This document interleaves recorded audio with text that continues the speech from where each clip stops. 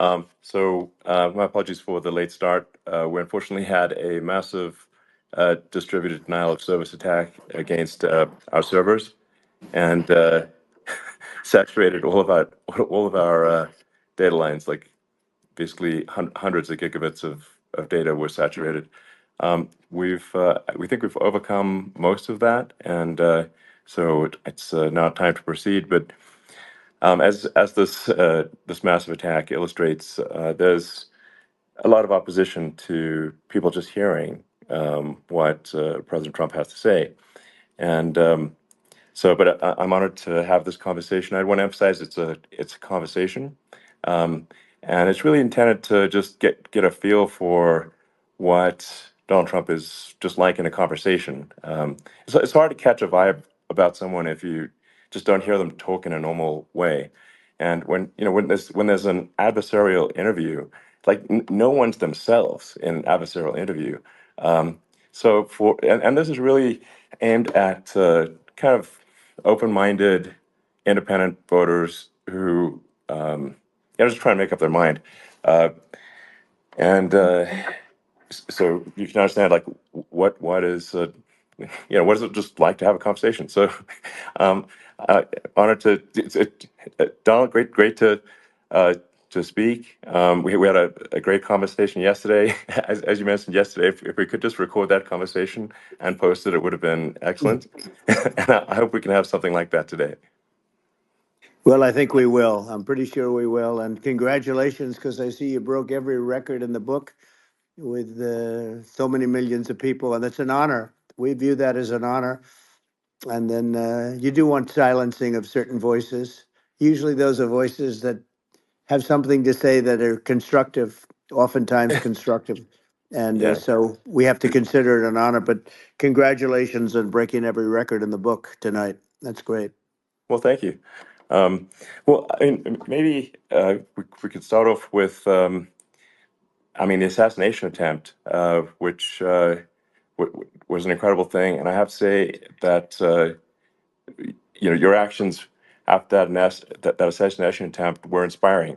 Um, you, instead of shying away from things, instead of ducking down, um, you were pumping your fist in the air and saying, fight, fight, fight. And I think that's, I mean, the president of the United States represents America, and I think that is America. That is strength under fire, and so that's a big part of the reason why I was excited to endorse you as the president of the United States for having another term here.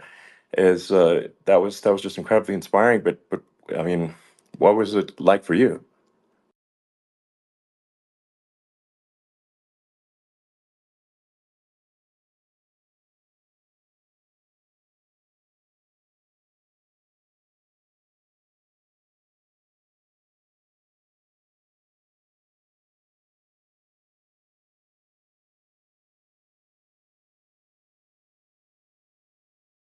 And it was a hard hit. It was very, uh, I guess you would say surreal, but it wasn't surreal. I was telling somebody you have instances like this, or like a lot less than this, where you feel it's a surreal situation, and I never felt that way. I knew immediately that it was a bullet. I knew immediately that it was at the ear, Yeah. and because it hit very hard, but hit the ear. And I also heard people shout, "Bullets, bullets!" Get down, because I moved down pretty nicely, pretty quickly, and we had bullets flying right over my head after I went down. So I'm glad I went down. The bigger miracle was that I was looking in the exact direction of the shooter, and so it hit me at an angle that was far less destructive than any other angle. So that was the miracle. That was Yeah. for those Split people that second. don't believe in God. I think yeah, we got to all start thinking about that. You have to, I'm a believer now. I'm more of a believer, I think, and a lot of people have said that to me. A lot of great people have said that to me, actually. But it was amazing that I happened to be turned just at that perfect Yeah. angle, and all because I put down a chart on immigration that showed that the numbers were so great. I love that chart I even mean, more maybe it's now a that I look at sign. it. Maybe that's a sign, you know. It's an immigration sign. You highlighted a serious issue, and Yeah, at that moment, that's right. the bullet missed your, you know, hit your ear, but you know, missed your head. I mean, Well, you know, the amazing thing is that the sign, I said, bring down that sign on immigration, and it was literally about an eighth of a second where it would be good, and after that it was going to be a disaster, no matter which way you were facing. But it just had that perfect angle, which was exactly at this shooter. Very sad situation. Such a sad situation. As you know, we lost somebody that was great, Corey, who a firefighter, a great gentleman, a great trumper. He was just a fantastic family and a fantastic man. And a friend of mine came up, Elon, and said, I'd like to give the family some kind of help. And I said, that's great. He said, do you mind? I said, I don't mind at all. And he wrote out a check for $1 million, gave it to the wife. And, you know, she said, this is really nice, but I'd rather have my husband back, which is a nice thing for somebody to say, to be honest. She's great. The family is great. And we raised a lot of money for them and for two other gentlemen who are unbelievable people also. They were hit really badly. They thought they were not going to make it, and they did. The doctors in the Butler area, I tell you, they were incredible. They saved the two, and they were really hit tough, both of them, equally. And we thought, my first question was, because I heard bullets flying over me, and I said, how many people were killed? Because we had a massive crowd there, a tremendous, thousands and thousands of people, and there was no land. I mean, it was all people. So I said, how many people have been killed? Because I knew there were other shots being fired. And they said, we don't know yet, but some people have been badly hurt. And I have to give the Secret Service sniper, they call him, or sharpshooter, but sniper, because he didn't know there was a problem. He's an extraordinary shot, obviously, and he didn't know there was a problem. And he was able to pick it all out within 5 seconds. And he used one bullet from very far away, I guess probably about 400 yards. The shooter was 130, but he was on the opposite side of the field and the podium. And he saw the smoke and the flame from the gun, immediately recognized it, and immediately took a shot.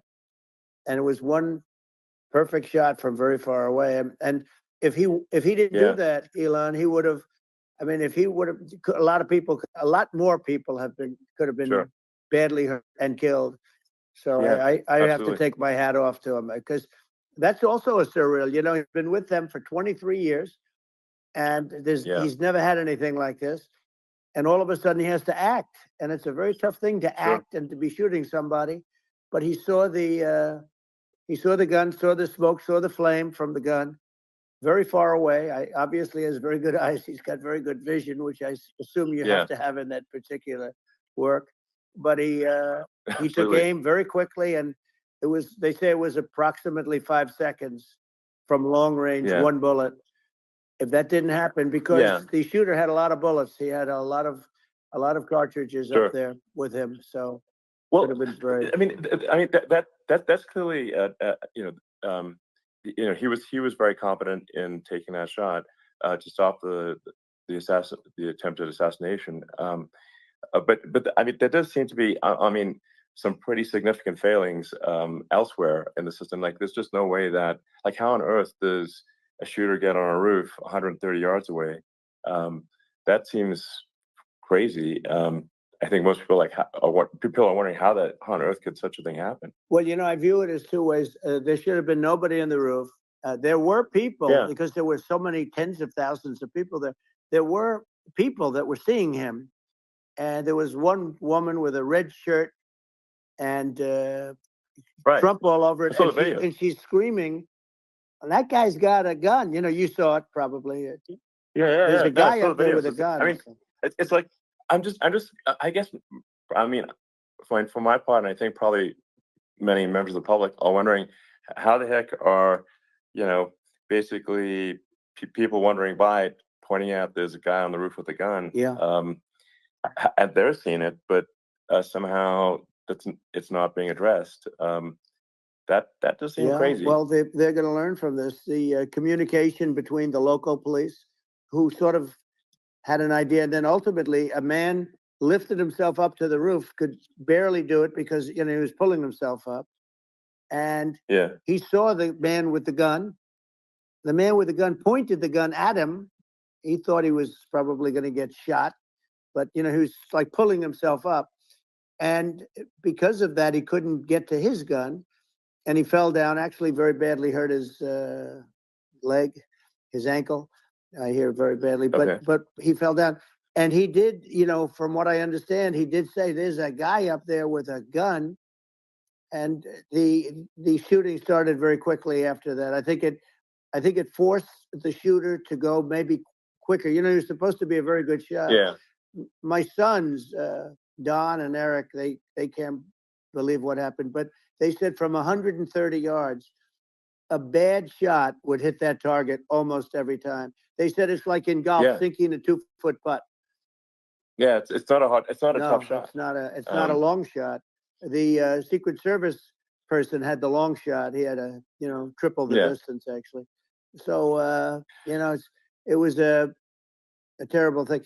Look, it's hard. I have to say this about the Secret Service. When I went down, and I went down based on, I think they're screaming, but other people also, because people saw this happen. You had so many people. One of the miracles was that nobody ran. I mean, if a gun goes off, the crowd control people showed us this. When guns go off, and it does happen in stadiums, at a soccer match or some kind of a match, everybody flees. They call it a stampede, like cattle. But everybody, and a lot of people get killed with those stampedes. We had more people than you'd have at some of these matches or these games, and nobody left. You had a small group behind us in the grandstand, and that was full. And you look at it as it was taking place, and normally they'd be running. They didn't leave. They saw that I was hurt. They saw a lot of blood, and they saw that I went down. And it's almost like they wanted to be with me. Well, out front, you had thousands, tens of thousands of people. As far as the eye could see, you had people in Butler, as far as the eye could see, and a lot of press too. There were many cameras on watching this. It's what makes it so different, because normally things happen that aren't good, but you never have a picture of it. Here we have all these cameras shooting it, so sort of amazing. But one of the interesting things was that you didn't have anybody flee. You didn't have anybody stampede. Nobody.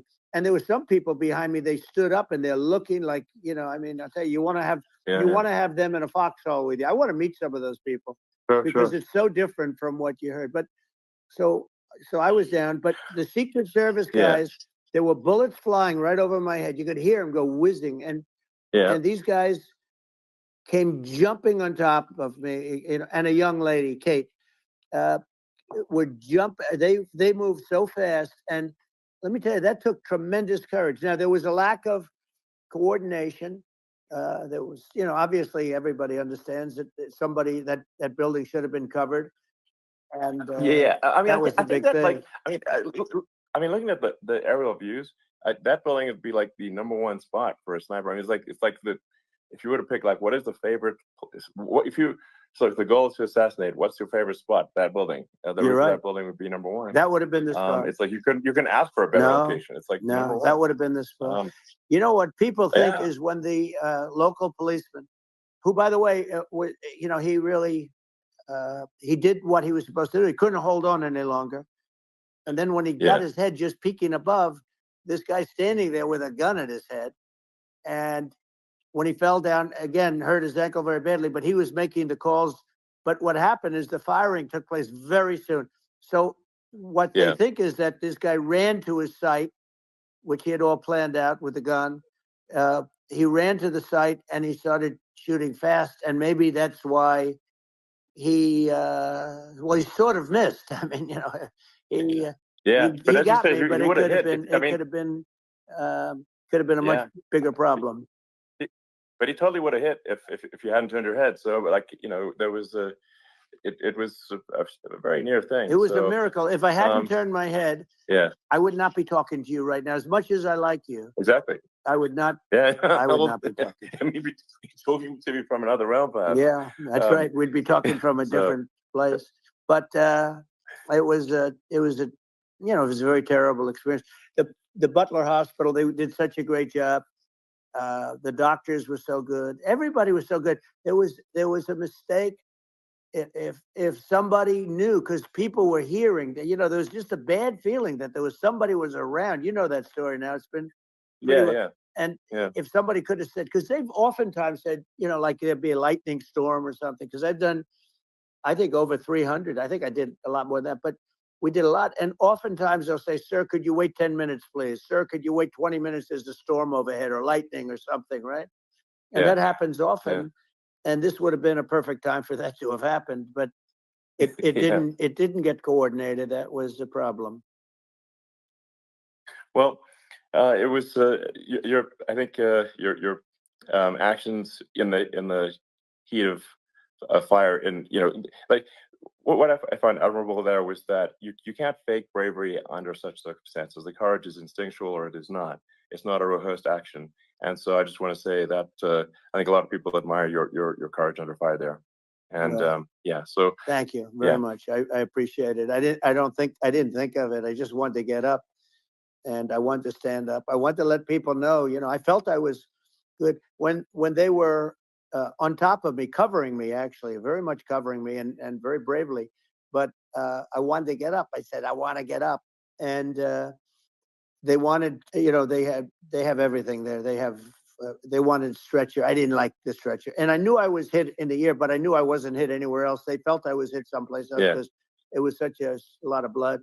And they were sure that I was hit someplace else. And they were saying, sir, you were hit more than the ear. I said, nope, I was hit in the ear. I want to get up.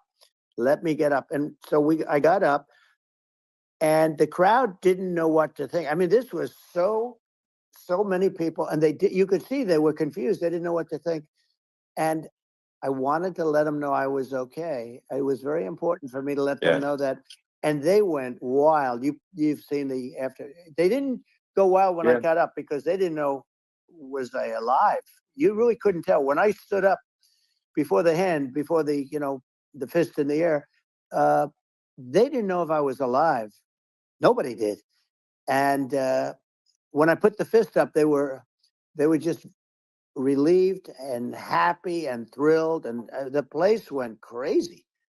It was pretty amazing. It was a terrible thing, but it was incredibly moving. Yeah.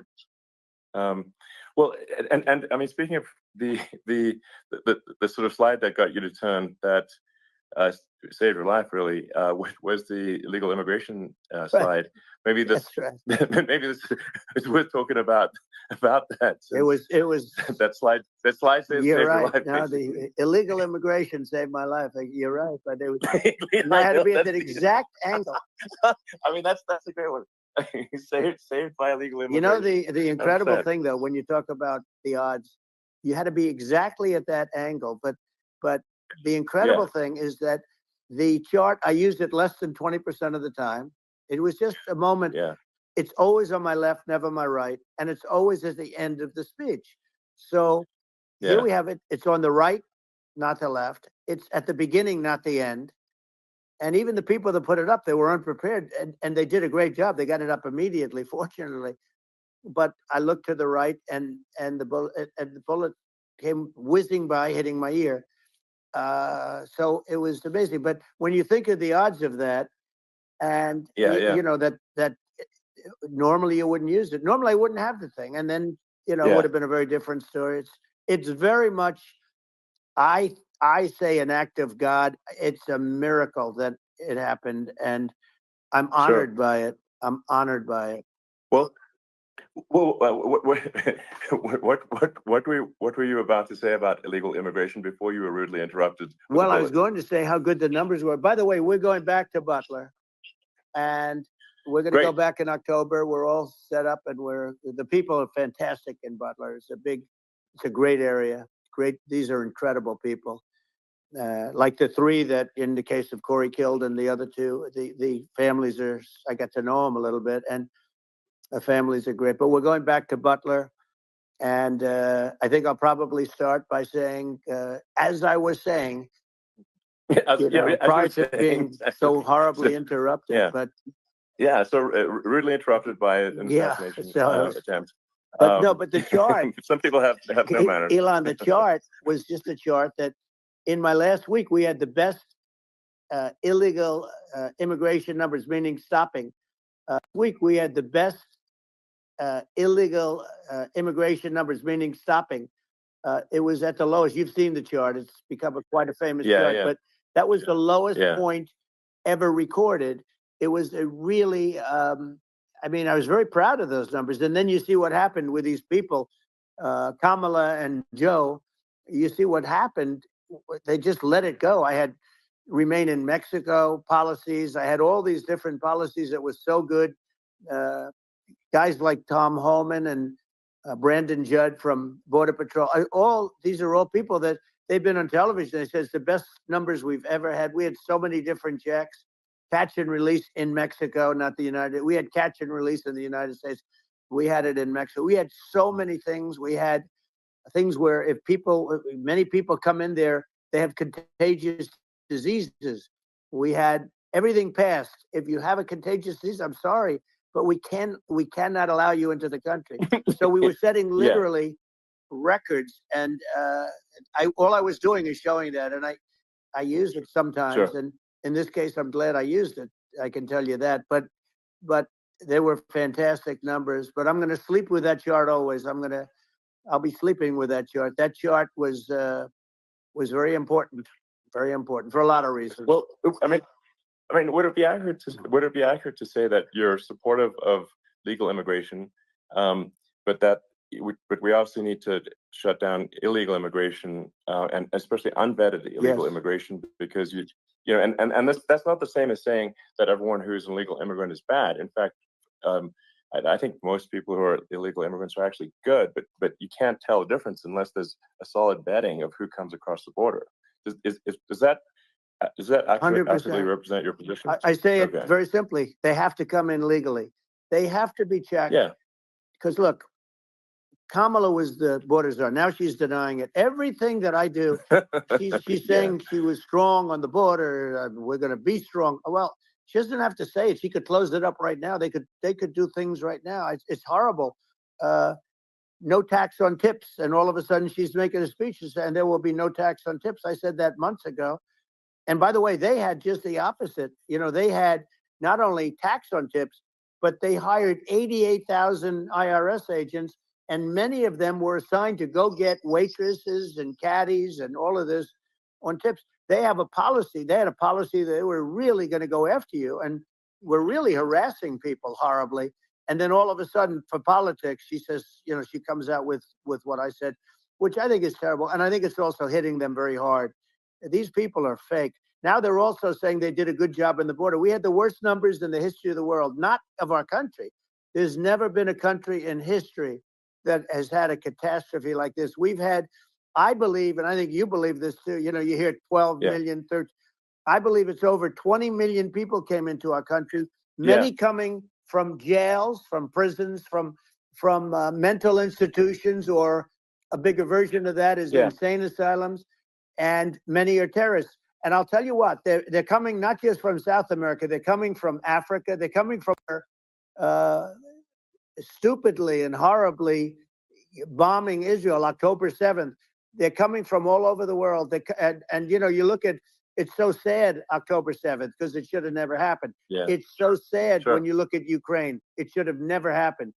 We have a defective government. These are defective people, and they're not people that should be running it. But where you see it the best is the border, because you have millions of people coming in a month, and then she gets up and she tries to pretend like she's going to do something. She had 3.5 years. And by the way, they have another 5 months that they can do something, but they won't do anything.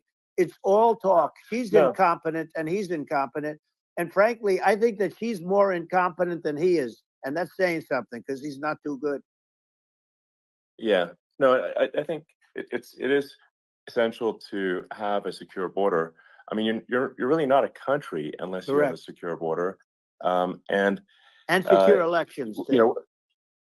Yeah, absolutely, secure elections, and so it's just essential to have a real border, or we can't function as a country, and our service, our central services are being overwhelmed in a lot of cities, um, and as we were talking about earlier, I think having a legal immigration process that is smooth and efficient and done well, and speaking as someone who is a legal immigrant.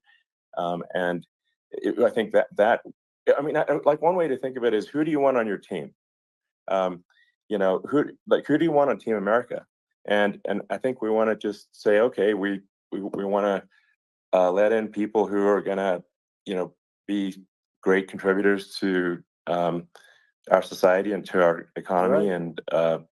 and who do you want on the team? And it's not to say that, like in my opinion, actually, I'd say like probably most of the illegal immigrants actually are actually good, hardworking people. That's my opinion, but some are not, and you just have this sort of adverse selection process where, if somebody's if somebody's like you know, um, uh, has a career in theft or robbery.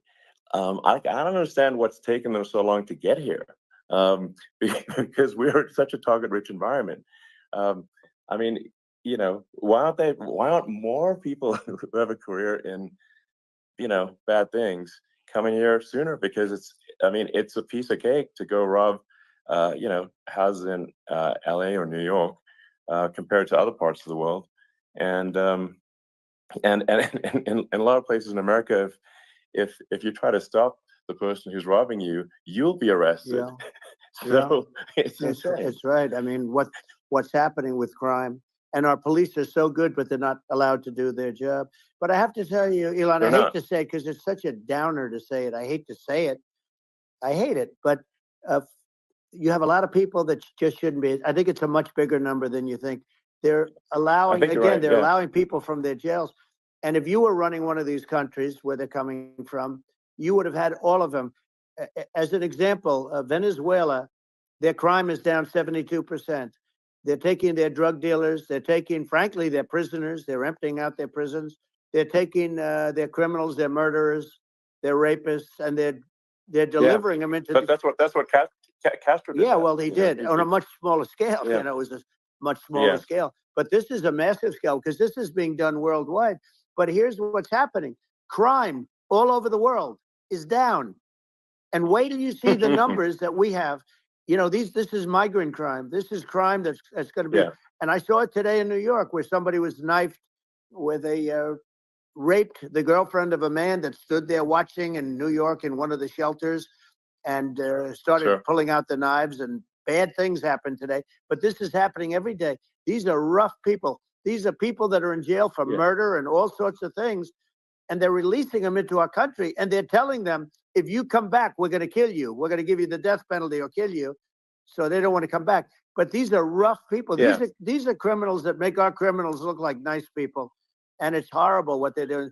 And she's in charge of it, because now she's trying to say she Sure. had nothing to do with it, and she's such a liar, because she was called the border czar the first day, and it was on the headlines of every newspaper. She's the border czar, and she never even went there. She went to one location which had nothing to do with where the problem is.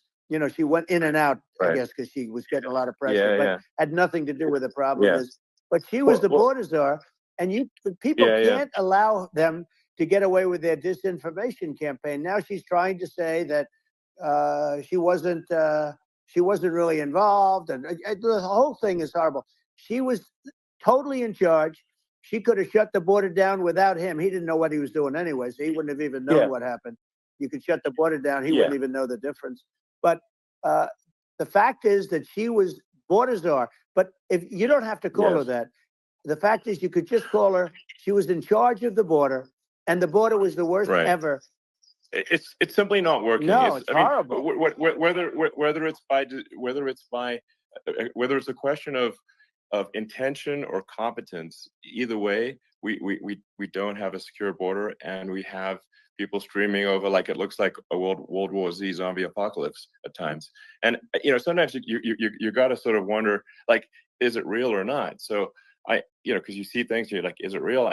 So I went to the border at Eagle Pass and I saw for myself in Texas, and I was like, okay, it's real. I'm like seeing this in real time. I actually posted the video like just live. I just flew there one day and just to see, hey, is this made up or real? And I'm just seeing people stream across the border, and I have to say, at least the people that I saw did not look friendly. These so people can look at my video and say, Yeah. hey, these people look friendly. They don't look super friendly. So these are people that Elon would not be the same man if he had to walk across the street and look these people in the eye. These are rough people. These are really rough people coming across. And I know rough people. And these are people that we don't want in our country. And, the caravans are coming in and they're putting, and who's doing this are the heads of the countries. And you would be doing it, and so would I. And everyone would say, oh, what a terrible thing to say. The fact is, it's brilliant for them because they're taking all of their bad people, really bad people. And I hate to say this, the reason the numbers are much bigger than you would think is they're also taking their non-productive people. Now, these aren't people that will kill you. We have enough of them. But these are people that are non-productive. They are just not productive. I mean, for whatever reason, they're not workers or they don't want to work or whatever. And these countries are getting rid of non-productive people in the caravans in many cases. And they're also getting rid of their murderers and their drug dealers and the people that are really brutal people. And they're coming into our country at levels that have never been seen before. And I saw an ad just before I got on the air. I'm walking over here, and I saw an ad by Kamala saying how she is going to provide border security. Where has she been for 3.5 years? For 3.5 years, we have 20 million people for it. It's a terrible thing. I think this, frankly, I think this is a fundamental existential issue for the United States. And if we have another 4 more years of open borders, and it's going to be even worse with another 4 more years, it's going to be even worse than it's been for the past 3.5 years. I'm not sure we've got a country. You don't have a country left. Elon, if they get in, you will have 50 to 60 million people from all over the world, not South America only. We think of South America, we think of Honduras and El Salvador, Guatemala, and Mexico, the 4. But it's not that. It's everywhere. They're coming in from everywhere. And I had to stay in Mexico. I think this is a super important point. Like people, it's like basically when I went down there, I was like, well, where are people from? It's like almost no one was from Mexico. No, Mexico left. It's just the border. It's just the border with Mexico. But the people coming in, it's Earth, the rest of Earth, and America is only about 4 or 5% of the population of Earth. It would only take a few percent of the rest of Earth to overwhelm everything. We're already overwhelmed, Elon. We're overwhelmed. You had to see the news tonight about New York, and I love that place. And what they're doing to it is horrible. What they're doing to it, and all the courts do is they try and focus on Trump. Okay, let's focus on Trump, who did nothing wrong. I complain about a rigged election. Elon, what's happened is unbelievable. You have from Africa. From the Congo, they're coming from the Congo, and 22 people came in from the Congo recently, and they're murderers, and they dropped them. They drop them. They take them out of jails, which is very expensive, to maintain the jails. Although they don't do too much maintaining, I can tell you. But they take them out of jails, prisons. They take them out, and they bring them to the United States. They deposit them in the United States and say, "Don't ever come back, or you're going to be executed." And they don't want to come back. But they won't come back. Sure. But they're coming from Africa. They're coming from Asia. They're coming from the Middle East. They're coming from South America. Well, they're coming from everywhere. Earth, basically. And there are a lot of really bad ones. It's just an everywhere on Earth thing, and it's just not possible for the United States to absorb everyone from Earth or even a few percent of the rest of Earth. It's just not possible. So, well, Elon, we're going to have to finish this up. We're going to have the largest deportation in history of this country, and we have no choice. Otherwise, we're going to have a country. What they've done to our country. Think of it, with in Venezuela and in some of these other countries, crime is down 50, 60, 70, 80%. And you would be the same. You would have. Yeah.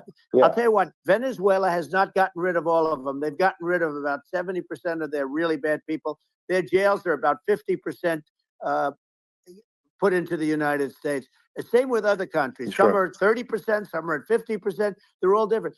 But the bottom line is they're all going to be at 100%. Why wouldn't you put 100% of it? And they're doing it right now while this third-rate phony candidate. Don't forget, I beat Biden.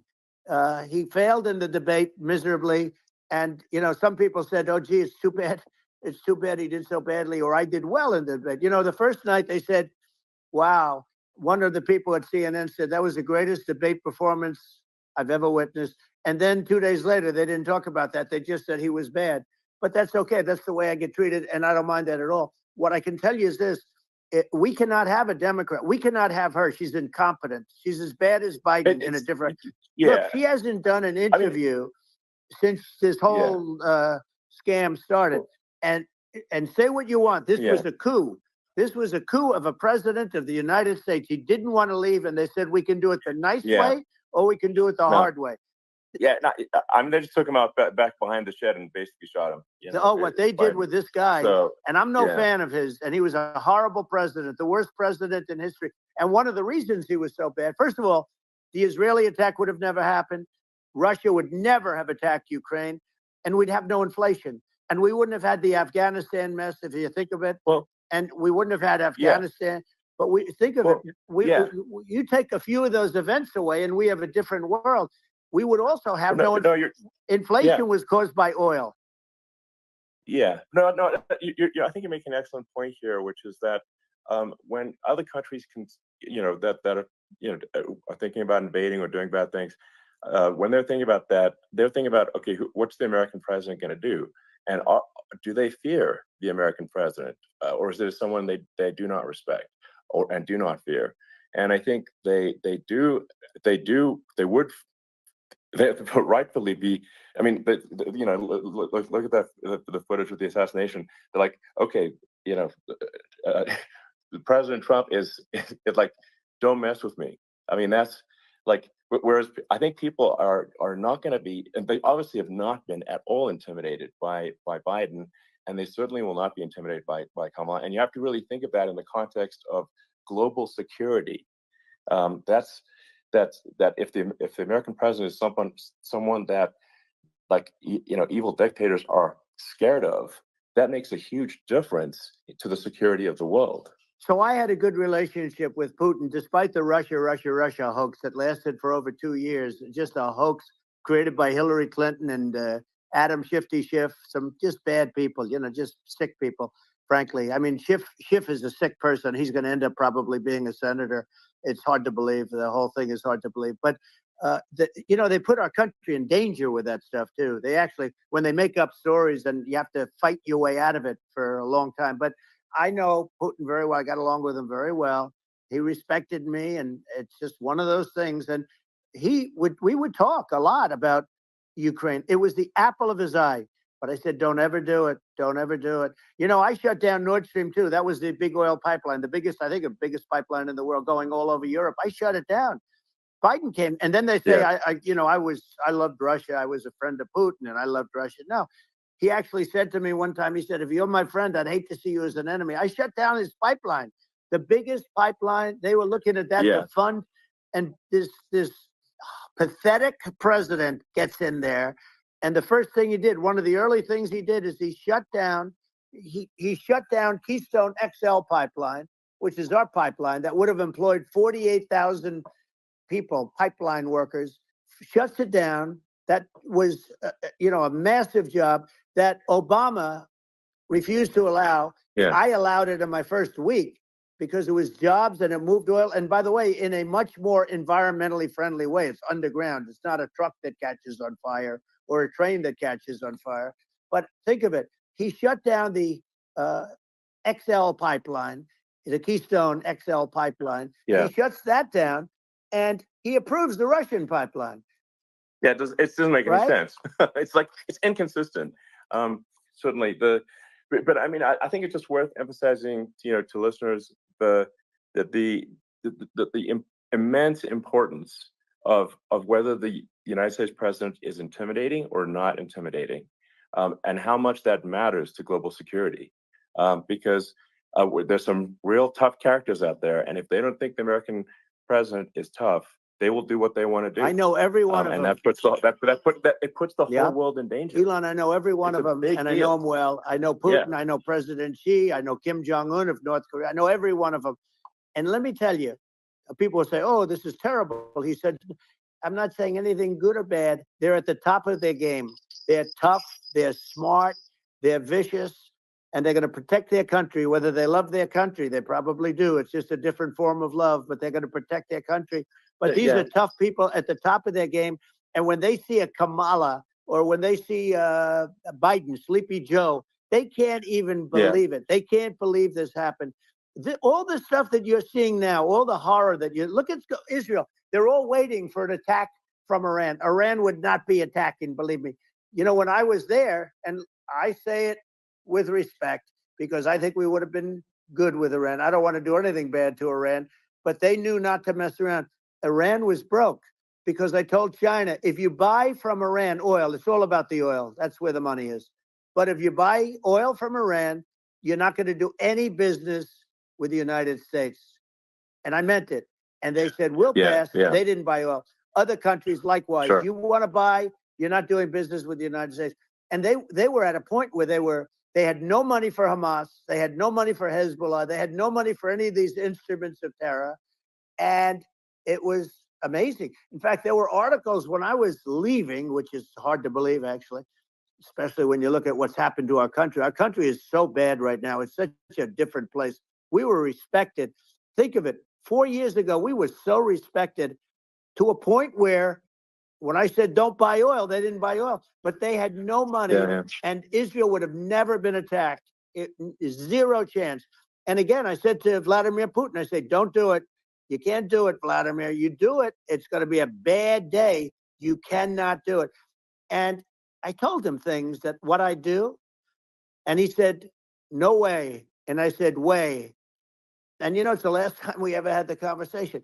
He would never have done. I got along well with him. I hope to get along well with him again. You know, getting along well with them is a good thing, not a bad thing. I got along well with Kim Jong-un. When I met with President Obama just before entering, you know, it's a sort of a ritual. And I sat down with him and we talked. It was supposed to be for a very short period of time. It turned out to be a long period of time. I said, what's the biggest problem? He said, North Korea. I had that problem worked out very quickly. It was nasty at the beginning with Rocket Man and, you know, all the different things. But all of a sudden I got a call. Those were some epic tweets, by the way. Yeah, they were. No, they were epic everything. He said that he has a red button on his desk. I said, I have a red button on my desk too, but my red button is much bigger and my red button works. And then I called him Little Rocket Man of Little Rocket Man. Anyway, here's the bottom line. All of a sudden I got a call from him. And they said they want to meet. They want to meet me. And we met, as you remember, we met in Singapore. We met also in Vietnam. And I got along with them great. We were in no danger. But President Obama thought we were going to end up in a war, a nuclear war with him. And let me tell you, he's got a lot of nuclear stuff, too. Exactly. He's got plenty of nuclear. He can do plenty of damage. So yes, I mean, it's because, you know, I mean, people like Kim Jong-un, they respond to strength, not weakness. Well, and he and I had a good relationship. Remember I met him and we walked onto his land. Nobody ever walked onto his land before. I walked onto. I wouldn't say let's bring up Secret Service again. I wouldn't say they were thrilled when I did that. I walked onto his land, and it was an amazing period. But we were not in danger with him because of me. You know, I always say that we have enemies on the outside and we have enemies on the inside. We have some really bad people in our government and people that are controlling of the people. I mean, I'd mention names, but I really don't want to give them the credit. But we have some really bad, and I say they're more dangerous than Russia and China. If you have a smart president, a president that gets it, we are not in danger from those countries because they need us and they need our help. I mean, we forced Obama, if you think about it, Obama and Biden, and Bush to a certain extent, in all fairness, forced Russia and China together. And if you're a history student, the first thing you learn is you cannot let Russia and China align. But then they also got, if you take a look, Iran, and they have North Korea. that's, they call it the axis of evil. In the old days, you had the axis of evil. Here we have a modern day axis of evil. These are powerful countries, very heavy nuclear, which is the biggest threat. The biggest threat is not global warming, where the ocean's going to rise 1/8 of an inch over the next 400 years. And you'll have more oceanfront property, right? The biggest threat is not that. The biggest threat is nuclear warming, because we have 5 countries now that have significant nuclear power, and we have to not allow anything to happen with stupid people like Biden. Biden did something with Russia. There was no chance of him ever going in. And when I left, and then after I left, they started forming big armies on the border with Ukraine, right? And I looked at that, and I thought he was doing that because Putin's a good negotiator. I thought he was doing that to negotiate.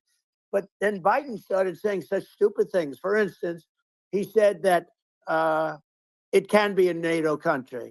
Now, Russia, for as long as there's been NATO, has said we're never going to agree to that. And we go right up front and say that. And we did things and said things through this president with a low IQ, very low IQ. He had a low IQ 30 years ago, by the way, but now he might not even have a IQ at all. There's nothing on the board that goes this low. He said things that were so stupid that war had zero chance of happening if I were there. Zero chance. He was saying everything the opposite. And it's so sad, because many more people have been killed in Ukraine than you read about. You don't read about how bloody it is and how disastrous. Sure. Hey, look, just in the 2 armies, you lost 500,000 people. And Ukraine's having a hard time. Ukraine, I don't know if you saw the article recently, and it's true. You don't hear the true story. But if you think about it, Russia's gone, Russia defeated Germany with us, and they defeated Napoleon. They've been around a long time. They're a big fighting force. Yeah. And it's very unfair. And Ukraine now doesn't have enough men. They're now using young men and very old men to fight. And we're in a very bad position. And I'm not going to blame exclusively, but I can tell you I could have stopped that. And a smart president could have stopped that. It wouldn't have happened. But we had a man that actually made it more prevalent. It was so bad. The words that he was using, the stupid threats coming from a stupid face that he was using. I said, this guy's going to cause us a war. He's going to cause us. And let me tell you, it can lead to World War III. That can lead to World War III. The Middle East can lead to. We have numerous places that could end up in a World War III right now for no reason whatsoever. No, I think you're right. I think people underrate the risk of World War III, and it's just when looking at the risk of global thermonuclear warfare, it's game over for humanity. And it's something that people have, I think, after the end of the Cold War, people have become complacent about, but they actually have forgotten that there are currently a lot of nuclear missiles that have targeting parameters for the United States from 100%. Other countries. And one of the things we're going to do is we're going to build an Iron Dome over us. Israel has it. We're going to have the best Iron Dome in the world. We need it, and we're going to make it all in the United States. But we're going to have protection, because it just takes one maniac to start something. We're going to have protection, and we're going to have. Why shouldn't we have an Iron Dome? Israel has one. Some other places have one that nobody even knows about, frankly. But Israel has it. We're going to have an Iron Dome. But with all of that being said, to me that's so important, the most important. But with all of that being said, the election's coming up, and the people want to hear about the economy and the fact that they can't buy groceries because they don't have enough money to buy groceries. The inflation has killed them. Food prices are up 50, 60, even 100% in some cases. And this stupid administration allowed this to happen, and it's a shame. And that's the thing that people most care about, in my opinion. They care about the border a lot. And we discussed the border at great length. It's nice to have a forum like this where I can discuss something at length.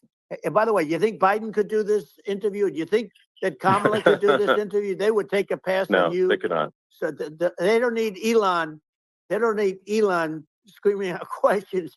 It's pretty sad when you think that somebody that does this for a living can't answer a question or is afraid to do an interview. And in her case, with a very friendly interview, she's got all friendly interviewers. It's pretty short. Yes, But the absolutely. big thing now is the Well, economy, Elon. yeah, And as much as yeah, I mean, I view nuclear as the single most important thing, but a lot of people don't. A lot of people don't understand that. But it doesn't have to. If I understand it, that's all you need. Because if I was president, you're not going to have that kind of a problem. But the thing that they really is making them angry is what Kamala and Biden have allowed to happen to the economy. It's a disaster with inflation. The inflation, it yeah, doesn't matter what you make. The inflation is eating you alive. If you're a worker or if you're just a middle income person, you can't afford. 4 years ago, 5 years ago, people were saving a lot of money. Today, they're using yeah. all their money and borrowing money just to live. It's a horrible thing Right. that's happening, and we'll end that Well, I think quickly. a lot of yeah, a lot of people just don't understand where inflation comes from. Inflation comes from government overspending because the checks never bounce when it's written by the government. So if the government spends far more than it brings in, that increases the money supply, and if the money supply increases faster than the rate of goods and services, Right. that's inflation. Um, so really, we need to have we need to reduce our government spending, and we need to re-examine. I think we need like a government efficiency commission to say like, hey, where are we spending money that's sensible? Where is it not sensible? Right. And we need to live within our means. We're currently adding, I think, $1 trillion to the deficit roughly Right. every 100 days. That's right. And the interest payments on the national debt have now exceed the defense budget. It's on the order of $1 trillion, It's interest. and it keeps I growing. rebuilt our military, largely rebuilt our military, did a great job on it, which was so important. We had jets, we had fighters that were, and bombers that were 70 years old. And we did a great job in that. Then by the way, we gave 85 billion of it back to Afghanistan, if you can believe it. We gave them 85 billion. They're one of the largest sellers of military equipment in the world. They're selling what we gave them. That was one of the most embarrassing days in the history of our country. But if you think about, let's go back to the economy. We have to bring energy prices down. Energy started at the price of gasoline. Now your cars don't require too much gasoline, so you have a good, and you do make a great product. I have to say, I have to be honest with you. That doesn't mean everybody should have an electric car, but these are minor details. But your product is incredible. But the gasoline, Elon, is the cost of energy. Not only gasoline, it's the cost of heating your house and cooling your house.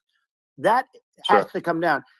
It's gone up 100%, 150, and 200%, and that has to come down. When that comes down, and we're going to drill, baby, drill. They stopped drilling, and then they went back to drilling because they went back to the Trump policy. But if they won the day after they get into office, this country will go out of business because they're going to go to an energy policy that's not sustainable. Wind and different things. You're not going to have anything. Yeah.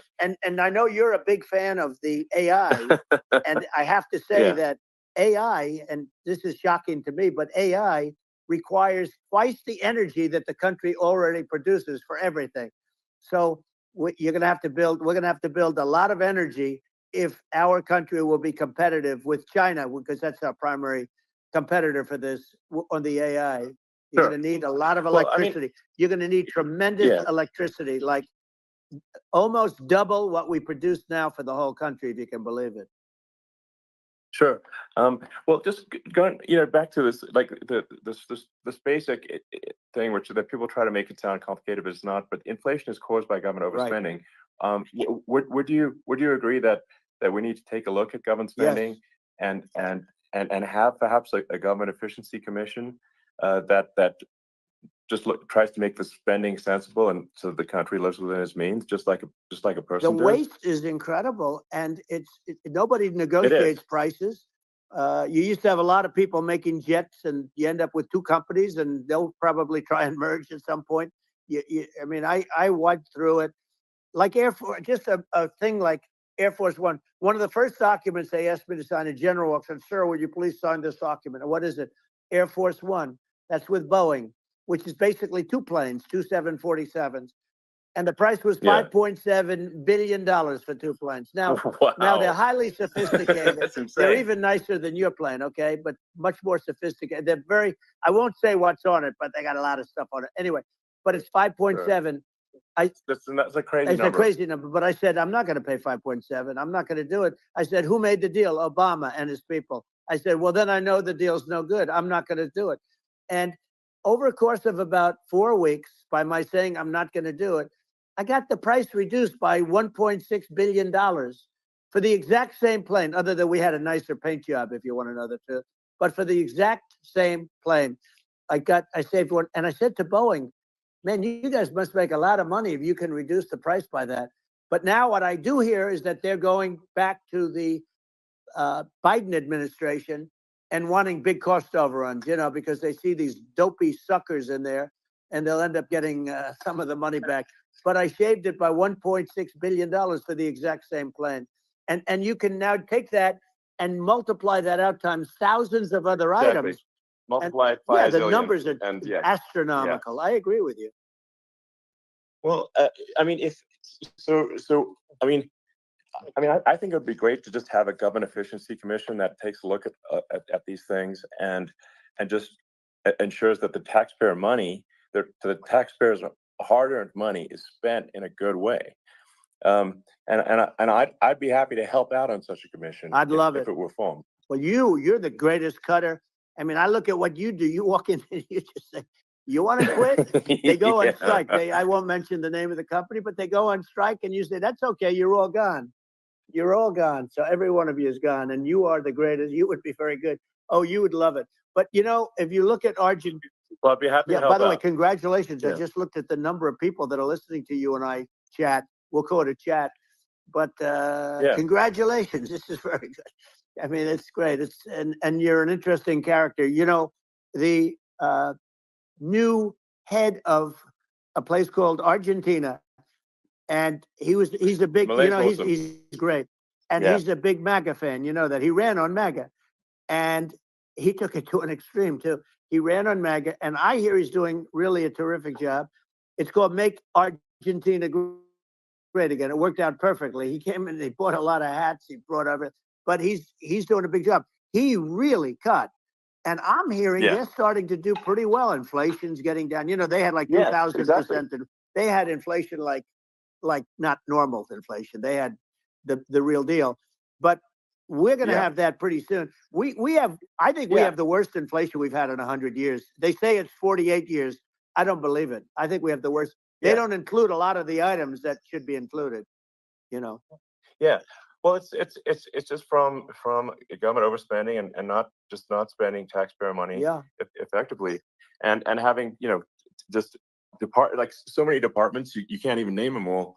And what Milei is doing is he's cutting government spending. He's simplifying things. He's putting in regulations that make sense.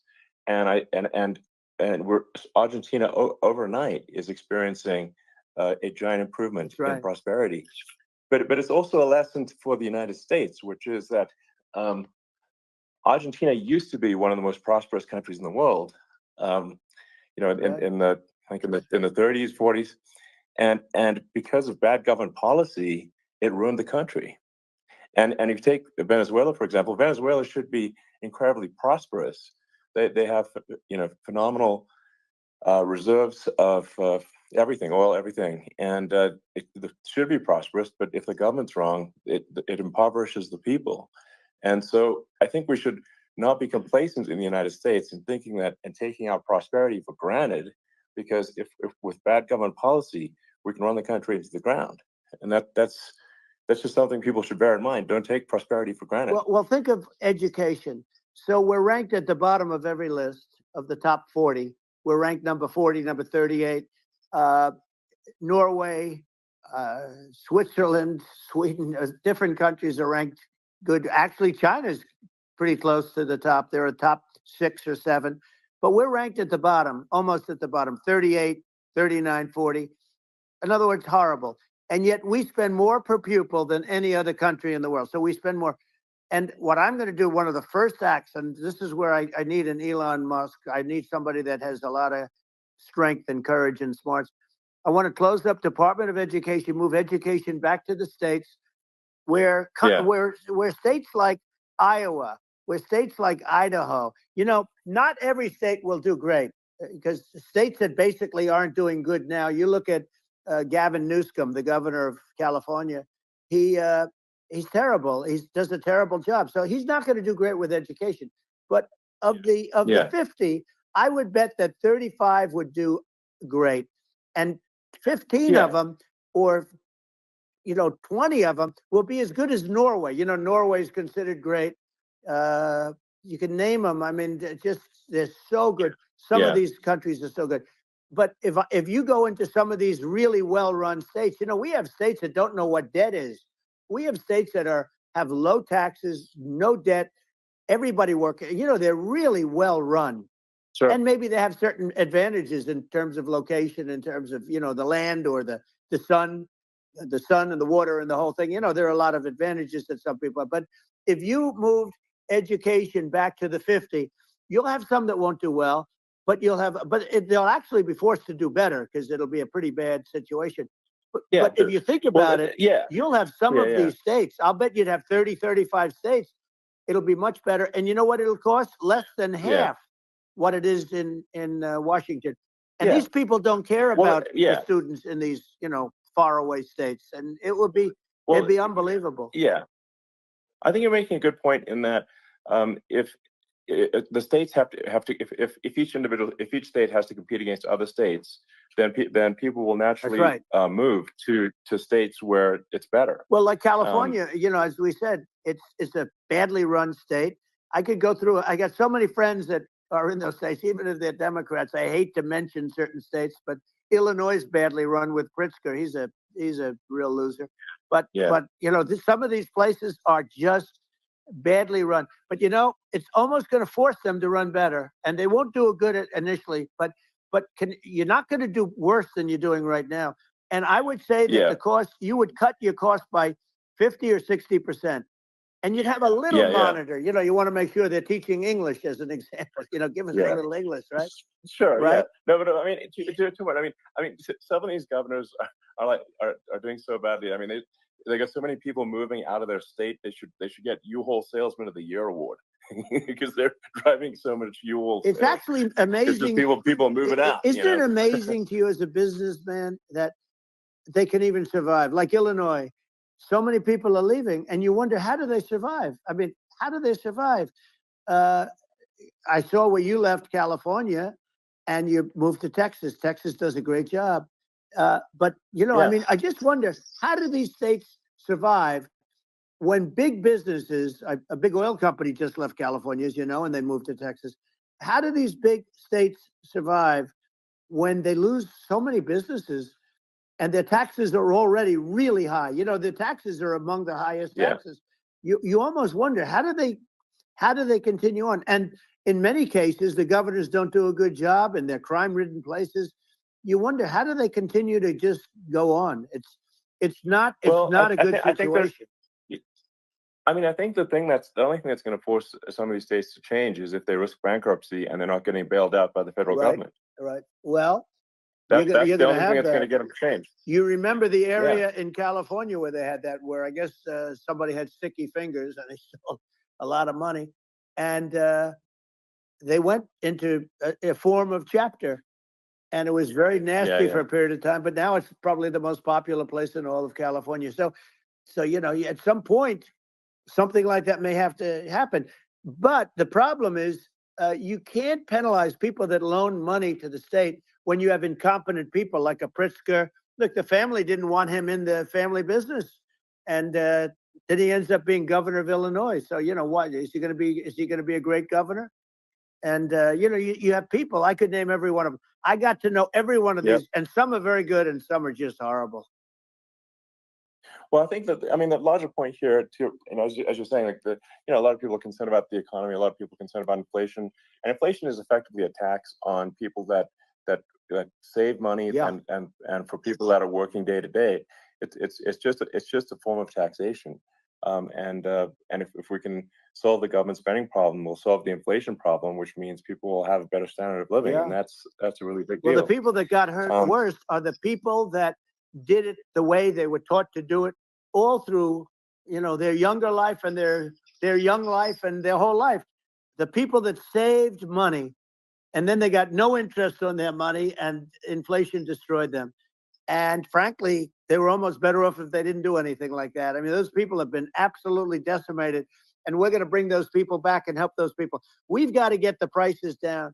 When I look at bacon costing 4 or 5 times more than it did a few years ago, when you look at some of the food products in grocery stores, people go, they can't believe it. They used to be able to buy a whole cart, and today, a lot of people just don't have the money. They go in and they can't buy anything. They look at it's sticker shock. They call it sticker shock, right? I think it really just comes, like I said, I think it just comes down to really, I guess, two things, which is that if you solve government overspending, you solve inflation, which improves living standards of the average person, and then if you deregulate, like have sensible regulations, so because a lot of the regulations are nonsensical and cause the cost to be extreme for no reason, but unless you've got effective deregulation, like Reagan did a great job on deregulation in the 80s, but it's been 40 years since we had anyone really. I mean, during your administration, we made some progress, but I think there's opportunity to make, I think, radical progress with sensible regulation. Elon, those two things, those are the big deals. We set a record. We did more deregulation and more restrictions on all of the different businesses than any other president. Remember, I had the rule for every one we put in, you have to get rid of 10 or 12. And we did radical cuts on all of that. And a lot of that's being put back by this administration. And we did radical cuts on things that weren't necessary. But we were all set. We had the best economy ever maybe in the world. And then what happened is COVID came in, and we had to focus on that, and nobody knew what it was. And I always say I got good marks on economy, good marks on military. We knocked out ISIS. We did so many different things. We rebuilt. But, I never got the credit that we really deserved on what we did with COVID. We never got the credit. But had that not happened, a gift from China, from Wuhan, came in from Wuhan, the Wuhan labs, and I always said it, and it turned out to be right. But had that not happened, we were set to start reducing debt. We were going to reduce taxes further. I gave the largest tax cuts, and we were going to reduce taxes still further for middle-income people, not only businesses. But we did it for businesses because they're the ones that's why we had the great job numbers. But we were set to really start reducing debt. And, we're sitting on the biggest pile of liquid gold anywhere in the world, bigger than Saudi Arabia, bigger than Russia. And we were going to drill, and we were going to make so much money. We were going to supply Europe with oil. I had stopped the Russian pipeline, and we were going to supply them with oil and gas. We were going to make a fortune. And then the COVID came in, and we really had to divert. Then what happened is when they came in, we kept a lot of businesses alive. If I didn't do what we did, we would have had a 1929 type depression. But the problem is when Biden came in, he got trillions of dollars and just started spending it stupidly. You didn't need it anymore. We got over that bad period where everybody was dying and it was just not a good period. Interestingly, during his administration, many more people died during his administration of COVID than during my administration, and we really got the brunt of it. But people don't realize more people died during his administration than ours. But it diverted us from doing what I wanted to do. But we had the greatest for almost 3 years. We had the great, and that probably better than anybody. So many of your friends said to me, the best years we've ever had in business were during the Trump years, and also said that African American, Hispanic American were so incredible. They were having the best. Asian American women, men, young people without a diploma, young people that graduated from the best colleges, from MIT, from the Wharton School, from all of the great colleges, Harvard. They were doing better, and people without a diploma were doing better. and everybody was happy. And then COVID came, and we had the problem is they spent trillions and trillions of dollars. They wasted. They shouldn't have taken any money, and we wouldn't be having inflation right now, which is killing our country. Yeah, absolutely. I mean, I should probably say something about, like, maybe my views on climate change and oil and gas, because I think it's probably different from what most people would assume. Because my views are actually pretty, I think, moderate in this regard, which is that I don't think we should vilify the oil and gas industry and the people that have worked very hard in those industries to provide the necessary energy to support the economy. And if we were to stop using oil and gas right now, we would all be starving, and the economy would collapse. So it's, I don't think it's right to sort of vilify the oil and gas industry. And the world has a certain demand for oil and gas, and it's probably better if the United States provides that than some other countries. Sure. And it would help with prosperity in the U.S. And at the same time, obviously, my view is like, we do over time want to move to a sustainable energy economy, because eventually you do run out of. I mean, you run out of oil and gas. It's not there. It's not infinite. And there is some risk. I think the risk is not as high as a lot of people say it is with respect to global warming. But I think if you just keep increasing the parts per million in the atmosphere long enough, eventually it actually simply gets uncomfortable to breathe. People don't realize this. If you go past 1,000 parts per million of CO2, you start getting headaches and nausea. And so we're now in the sort of 400 range. We're adding, I think, about roughly 2 parts per million per year. So I mean, it still gives us. So what it means is, like, we still have quite a bit of time, but so there's not like we don't need to rush, and we don't need to, like, stop farmers from farming, or prevent people from having steaks, or basic stuff like that. Like you can leave the farmers alone. I agree. How crazy is that? Where I mean, you have farmers that are not allowed to farm anymore and have to get rid of their cattle, and the whole world is a little crazy. But it's largely taken its lead from us. I do say, though, I've heard in terms of the fossil fuel, because even to create your electric car and create the electricity needed for the electric car, fossil fuel is what really creates that at the generating plants. And, so you sort of can't get away from it at this moment. I mean, someday you might be able to, but I do hear we have anywhere from 100 to 500 years left. Much of it hasn't even been found yet. Yeah. But there are tremendous, like ANWR. I got ANWR in Alaska approved. Ronald Reagan couldn't do it. Nobody could do it. Everybody tried. Nobody could do it. I got it approved. The first thing that Biden did was unimprove it, to get rid of it. He ended it. His secretary went in and she ended it. And what a disgrace. That's ANWR. That's bigger, or they think it could be bigger than Saudi Arabia in Alaska. Could be bigger than Saudi Arabia.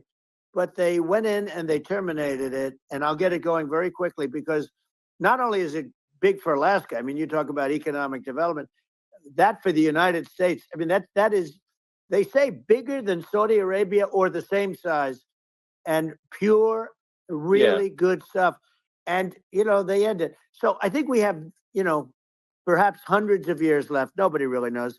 But during that time, something will come around that will be very good.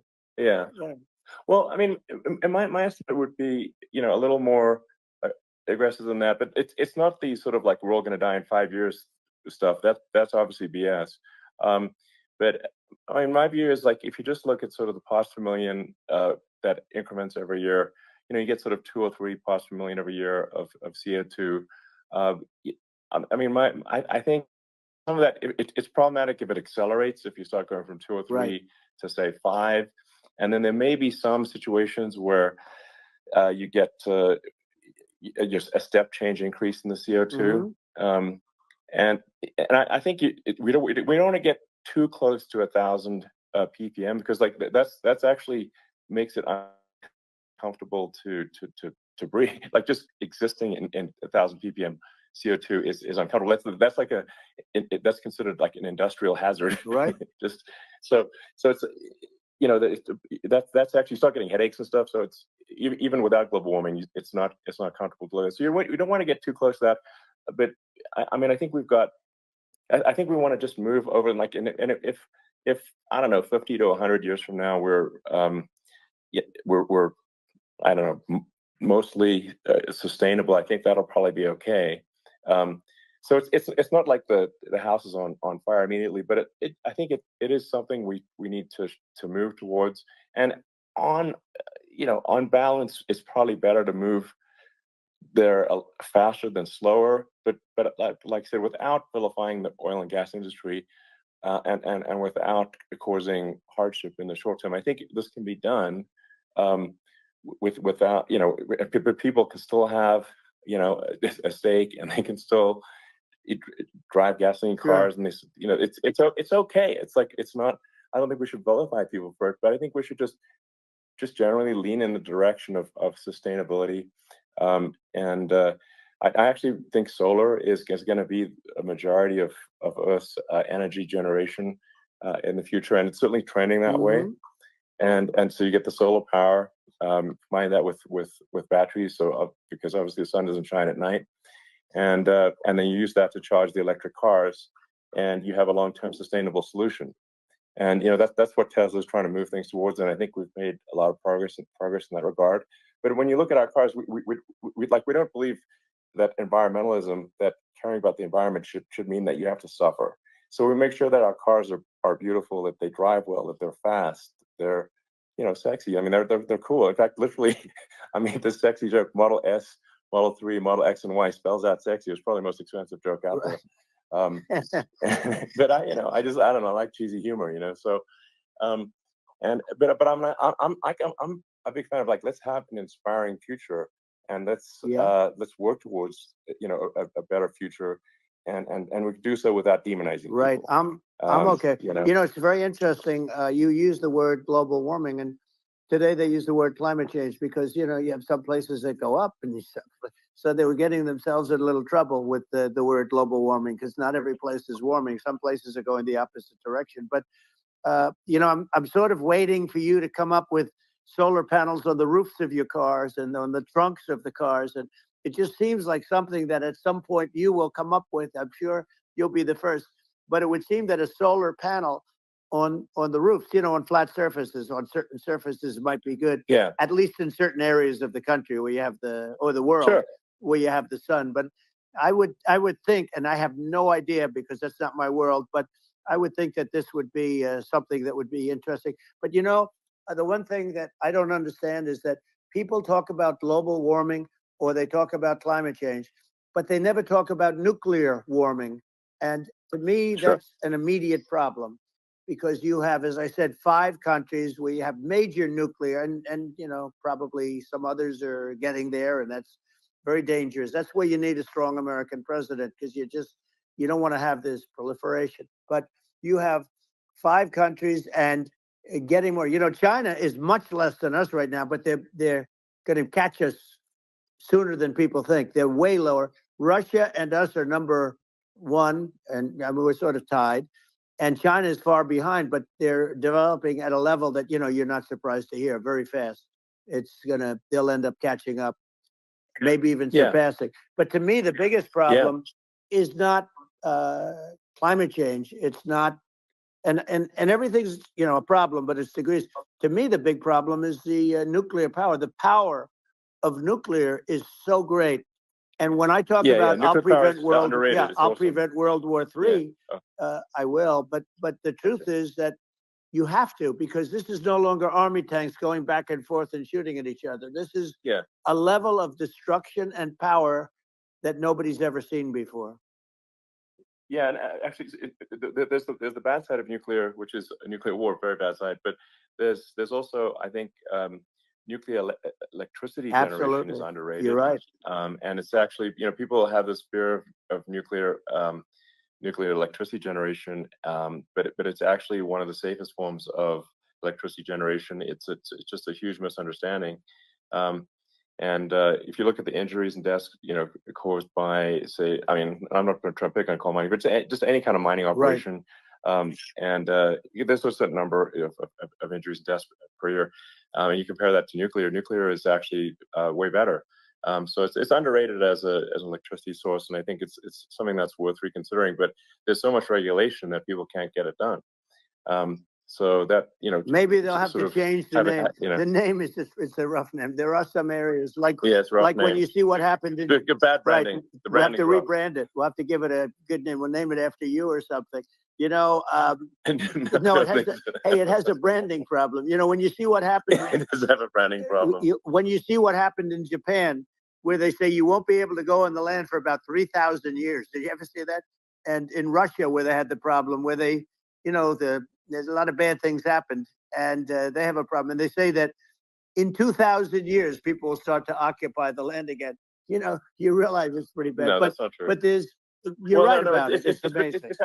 It's actually not that bad. So like after Fukushima happened in Japan, like people were asking me in California, are we worried about like a nuclear cloud coming from Japan? I'm like, no, that's crazy. It's not even dangerous in Fukushima. I actually flew there and ate locally grown vegetables on TV to prove it.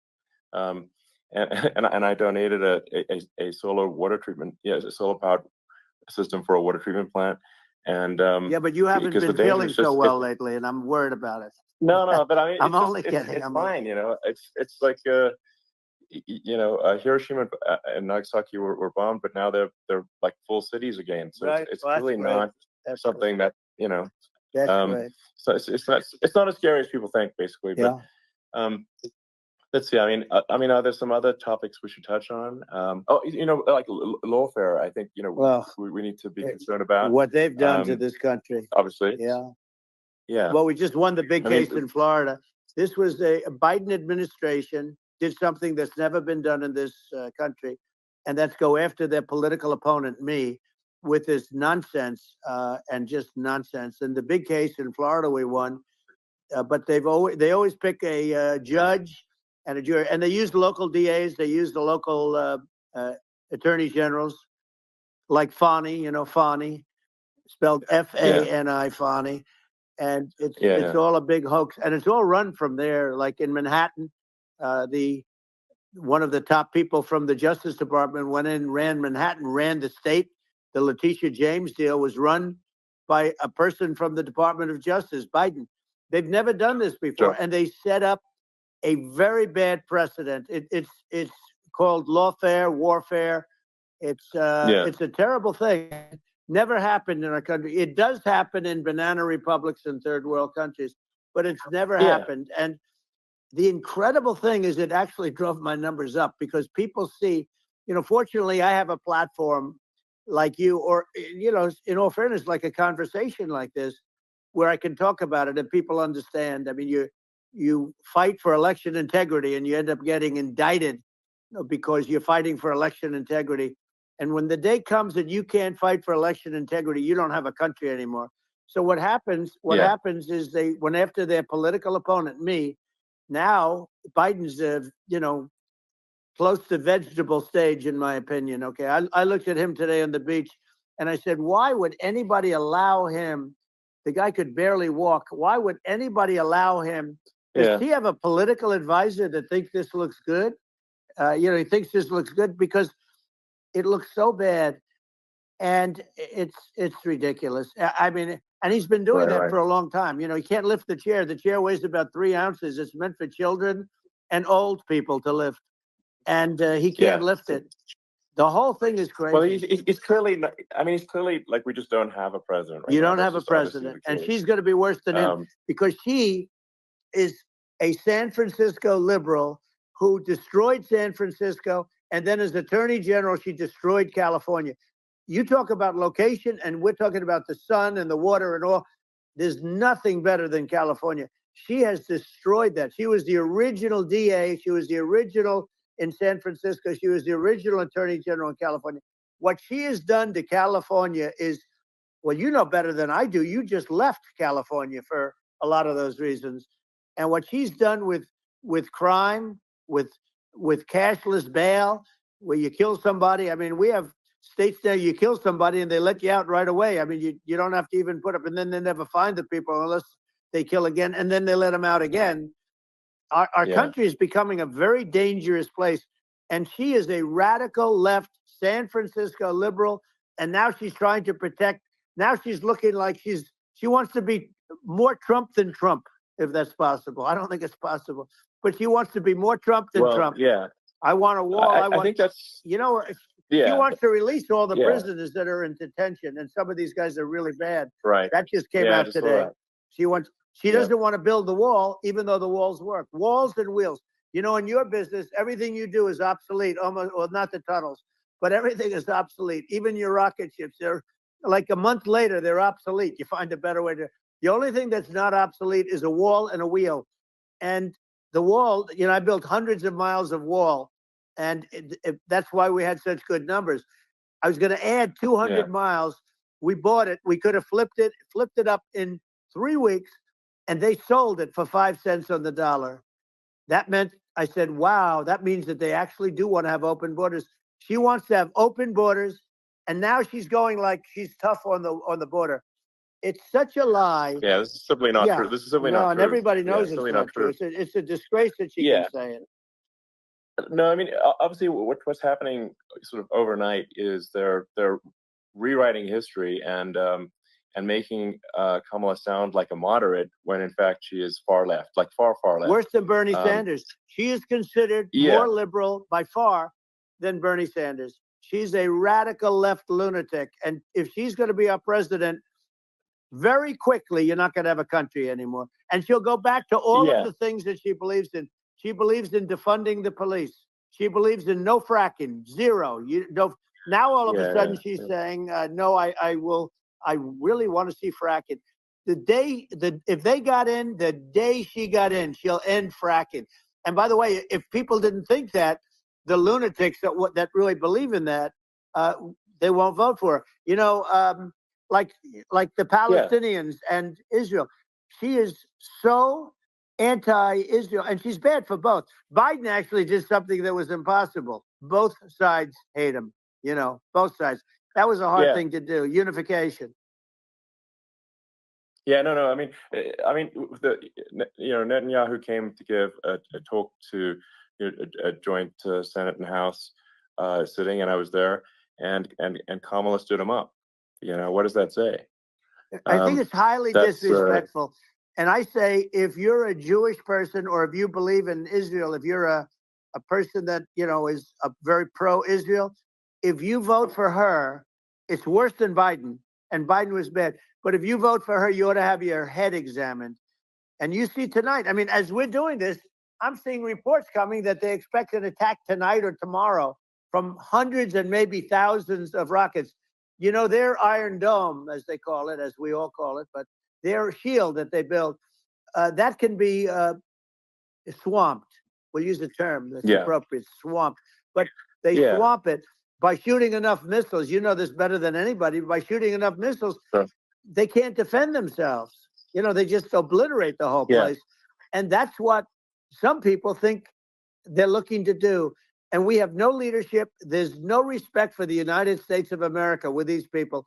And I'm telling you, she'll be worse than him because she's a believer in being radical left, and he wasn't. I think you're right. I mean, you really, it's important for the public that may be listening to this to look at Kamala's track record, you know, before the last month, and say, is that a track record you agree with?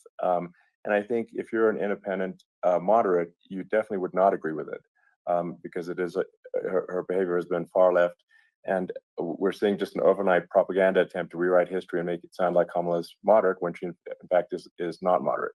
Well, her running mate signed into legislation, tampons in boys' bathrooms. Okay, now that's all I have to hear.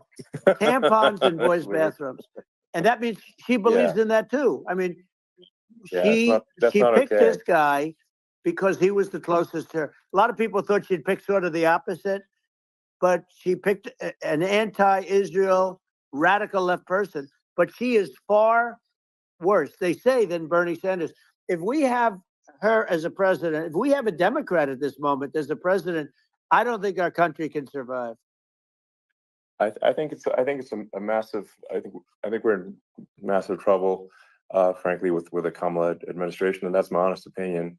And I think really it's essential that you win for the good of the country for this election, and I mean that's understating my opinion. Now, you may have seen this, but I got a letter from the EU Commission, like saying, to not have disinformation on during this discussion that we're having, and there's a lot of attempts to do censorship and to force censorship even on Americans from other countries, and what do you think about that? Well, I know the European Union very well. They take great advantage of the United States in trade, as you know. We, through a different forum, NATO, we protect them. And yet, if you build a car in the United States, you can't sell it in Europe. You just can't sell it. It's impossible. The same thing with our farmers. Our farmers find it very difficult to do business. We have a deficit with them of $250 billion, which people don't know. It sounds so nice, the European Union, but let me tell you, they're not as tough as China, but they're bad. And I let them know it. And that's probably why they notified you. No, they don't treat our country well. We defend them, with Ukraine. So we're in for 250 billion, and they're in for about 71 billion, and they have the same size. If you add up the European nations that, in terms of an economy, it's about the same size, when you say, as us. And they're in, and they're in much greater risk. They're right there. We have an ocean separating us from, in this case, the enemy would be Russia. It used to be for the Soviet Union, but let's assume they're close enough. And what happens is they're in for 70-something million. I think even less than that, billion, and we're in for about 250 billion, and it could be a lot higher than that. And I say, why aren't you going to equalize? Why aren't they paying what we're paying? And they're in much more, it's much more important for them because of the fact that, they're right near there. I mean, they're all sort of in that location. We're not. But they should, and I did it with NATO. There were only 7 countries that were paid up in NATO out of 28 at the time. And the United States was the United States was subsidizing NATO, tremendously subsidizing NATO. And I said, I went in and I said, you got to pay up. If you don't pay up, we're not going to defend you any longer. I took a lot of heat, but you know what happened? Billions and billions of dollars came flowing in. And I think a lot of the public isn't aware of the fact that the United States pays a disproportionate share of the NATO expenses. And then we get taken advantage of on trade. So think about it. Yeah, well, I mean, the point of NATO is defending Europe, and it's it's like, then okay, well, why is the United States paying disproportionately more to defend Europe than Europe? That doesn't make sense. That's unfair, and that is an appropriate thing to address. Well, when you talk about cost cutting and savings and everything else, I mean, honestly, look, there's nobody that feels worse about the Ukraine situation than I do, because I know it would have never happened. I know Zelensky. He was very honorable to me, because when they went with the Russia hoax and they said I had a phone call with him, he said it was a perfect phone call. It was a great phone call. He could have grandstanded and, said, oh, he was very threatening. He said, no, it was a very nice phone call. I called him up to congratulate him on his win, and you end up getting impeached because these people are lunatics. I was talking about the difference from the people within and the enemies on the outside. In many cases, the people from within are more dangerous for our country than the Russians and the Chinas. If you have a smart president, you're not going to have a problem with them. You're going to do things. Yeah. Now, they've taken advantage of us incredibly, but you're going to do things with the right person. Yeah, well, I think it's obvious that you're a believer and an advocate of free speech, because during your first term as president, you were attacked relentlessly every day, often very unfairly with false attacks, and you didn't try to shut down the media. You didn't try to inhibit their freedom of speech, and I think that says a lot. Well, the good thing is that you and I have, and some people, very few, we can get the word out. Although sometimes it's hard because they don't want to print it, like we're having a great conversation right now. Kamala wouldn't have this conversation. She can't, because she's not smart. She's not a smart person, by the way. She can't have this conversation. And Biden, we don't even have to talk about it. I mean, he couldn't have this conversation. He would have given up on the first half of a question. He would have walked out. He would have said, "Where am I? Where am I going?" So anyway, but no, he wouldn't have this. That's true. Not a lot of people would have this conversation, but we cover a lot of territory. But the beauty is that we can have a conversation, and I'm able to get it out without, because I get treated unfairly. This is a really big point. You can actually have a conversation with you. Yeah, it's nice, isn't it? And you can't have a conversation with Biden or Kamala. It's like it's not possible. That's true. This is like talking to an NPC. No. So it's just impossible. Well, but think of it. We need a man or person who's unbelievably sharp in order to stop all the nuclear danger and all the dangers that I'm talking about. And I got along with all these. I got along with Kim Jong-un. We had dinner. We had everything. And he really liked me, and I got along with him really well. By the way, he's the absolute boss over there. A lot of people said, "Oh, do you think he really?" Let me tell you, I saw things that you don't want to know about. He is the boss. But we had a good relationship, and he doesn't like Biden. He considers him a stupid man. He said he's a stupid man. Well, at least he speaks his mind. But in this country, you're not sort of allowed to say it, but I guess you are. You should be allowed to say it if it's true. But we need smart people, and we need people that have an ability to lead.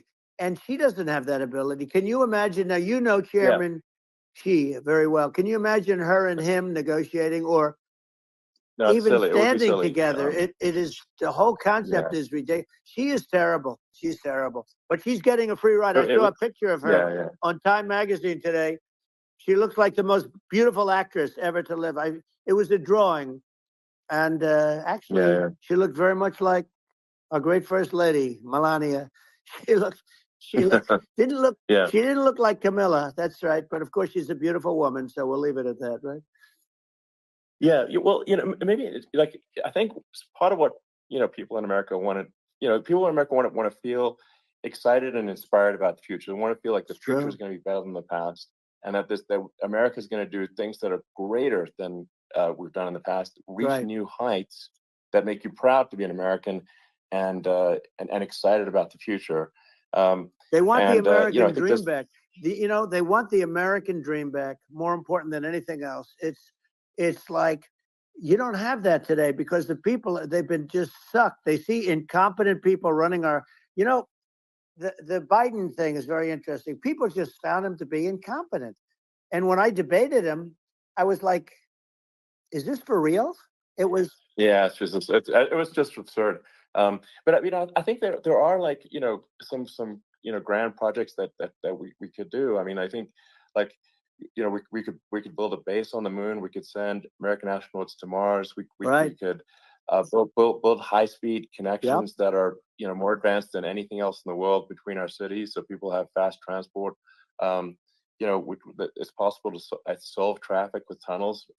We've already made great progress in Vegas doing that, and and just do things that are exciting and inspiring and make the future feel like it's better than the past. Well, I saw what you did in Vegas, and I'll tell you, it was amazing. I got to see. I took a big glimpse at it, and it's incredible. It's incredible, and you could do that all over. It's deep. Yeah, you don't even need much structure. Assuming you're in the right area. No, it's straightforward. It's amazing. I think we could do some things that like China's got incredible high-speed rail between its cities, but I think it's actually possible with tunnels if with deregulation, with an ability to actually, where it's legal to actually do the tunnels. Then you could have high-speed tunnels that are actually better than anything else in the world for high-speed transport between cities, and that would be something that Americans can say, "Wow, okay, we've got something that's cooler than anyone else in the world." That's the kind of thing that makes you proud to be an American. And much safer than surface trains, where there is a danger there. With crazy people, it's much safer, much better. And it's sad, because I've seen some of the greatest trains. I find it fascinating, and I've seen the systems and how they work, and the bullet trains, they call them, I guess, and they go unbelievably fast, unbelievably comfortable, with no problems. And we don't have anything like that in this country, not even close. And it doesn't make sense that we don't. Doesn't make sense. Yeah, and I think also like there's, I'm kind of hopping on the excess regulation, but I think something that um, that I think people can generally understand is that what happens with laws and regulations is that there's more and more of them every year, and unless there's a process to clean them up, eventually everything becomes You're right. illegal, and that actually it slows down the development of new technologies. I mean, if you take the sort of like I think there's room for some reform at the FDA for Yeah. improving the speed with which we approve drugs that could help save lives and improve people's Yeah. lives. And I worked very hard on that. you know, We got that down to the lowest number ever, and we got therapeutics approved in the FDA that people can't even believe the speed. But I took them on. I don't think they like me too much, but I got things approved in the FDA at numbers that they wouldn't believe. And it's a very bureaucratic group. Actually, it's a fine group of people in many cases. I got to know a lot of them, but I was pushing them really hard for Regeneron, for so many different things that were really pretty amazing. But the FDA takes too long. It's 12 years to get a product approved. I got it down to 4, and I got some things done very quickly. But it's really something that is going to have to be worked on because it takes too long. Just takes too long. Yeah, it just takes too long, and it's you end up in the same with the approval, but it's just it takes years instead of something that I think could potentially take months, and that improves people's lives. Yeah. I think I just wanted to hop on this point that like there has to be an active process for reducing rules and regulations, because otherwise they just keep building up every year, and you get like hardening of the arteries, and eventually everything's illegal or takes forever, and then we just ossify as a society. We can't make any progress, and it's a really big deal. Well, Elon, just getting back to the FDA for 1 second, I got something done called Right to Try. This is where you can go in, and if you're terminally ill, you can use a space age, medicine or whatever it may be. We have the best doctors, the best labs in the world. We really do. But people would go to other countries because you couldn't use the product, even if they thought it worked, because it's going through the FDA. I got it approved where you can, you basically, look, nobody wanted, the doctors didn't want it because of the liability. The country didn't want it, our country, because they didn't want to get sued. These are people terminally ill. The insurance companies didn't want it, and the pharmaceutical companies, nobody wanted it. I got everybody into a room, and we came up with an agreement that you won't get sued. And also, they didn't want it on their record. If somebody's terminally ill and they die after taking a drug, they didn't want that on their record. So we set a separate list if somebody was, so it wouldn't count as a negative. Okay. And as you know, we got it done. We have saved Right to Try. They've been trying to get this done for 58 years. And it sounds simple, but it wasn't, because, the insurance companies, nobody wanted it, but we got it done. Somebody signs, you sign a document that you're not going to sue the insurance companies, the country, you're not going to sue anybody. And we got it done, and we're saving tens of thousands of lives. Right to Try. Hopefully you never need it, but if you do, you don't have to travel to Asia. People, if they had money, they go to Asia, they go to Europe. If they don't have money, they go home and die. That's what happened. They'd go home and die. Yeah. Well, I mean, and actually, to give Europe some props here, it's like if a drug is approved in Europe, which has a crazy amount of regulations, it should obviously be approved in the U.S. Yeah. I mean, they get more regulations than we do. So why would a drug be approved in Europe and not in the U.S.? That's crazy. Well, we did it. We did something that really, they've been trying to do it for 50 years, and they just couldn't get it done, and I got it done. And it's really something. But you're right. Some people go to Europe because a drug isn't approved here, but it's approved in Europe, and it's a drug that, generally speaking, would work. It's pretty crazy. Absolutely. You're right. And I think so, as long as people are properly informed of the pros and cons, and like these are the risks, this is the risk, and like you make your own decision. That makes sense. Well, I think just in sort of closing up, and by the way, I'm looking at the numbers. You got a lot of people listening. I hope you don't get nervous, because you got a lot of people listening to you right now, like 60 million or something. What is that number? It's crazy. It's amazing how you can see that right away. How many? What is the number? Wow. What is it? Well, Wow. I think in Wow, terms of people that that's bigger than you said. You said 25, and you're much more than double that number, 25 million. I think you're going to be 60 or 70, and I guess over a period of time. Hey, I congratulate you. Do I get paid for this or not? Well, I think actually in terms of the number of people that will hear this conversation over the next few days to Right. weeks, it's going to be hundreds. That's of what they millions. say. Yeah, that's good. Well, look, it's an honor. I just asked this: are you better off now, or were you better off when I was president? Nobody's better off now. People, we put out polls on that, and nobody's better off now. Inflation has killed it. And, they also feel very unsafe. You look at what's going on with a lot of different things. You look at the riots we had at the colleges it's ridiculous, but all of the riots, they just feel unsafe. And now they really feel unsafe because you have a new form of crime. It's called migrant crime. I call it Biden migrant crime. Maybe I'll call it Kamala migrant crime. But with all these things, I always try to get to the ground truth by just asking people. And my mom lives in New York, and I was like, Mom, have any of your friends, been attacked or assaulted? And she said, yeah, 3 of her friends in 3 separate incidents were assaulted just in recent months, just walking around the streets of New York. And I said, well, what happened to the people that assaulted them? Oh, nothing. They got away. And they just know they always get away. Nothing's going. And they don't even bother reporting it because they know that they're not going to, people are not going to get prosecuted. They just let, violent criminals out in New York. The only one that gets prosecuted is Donald Trump.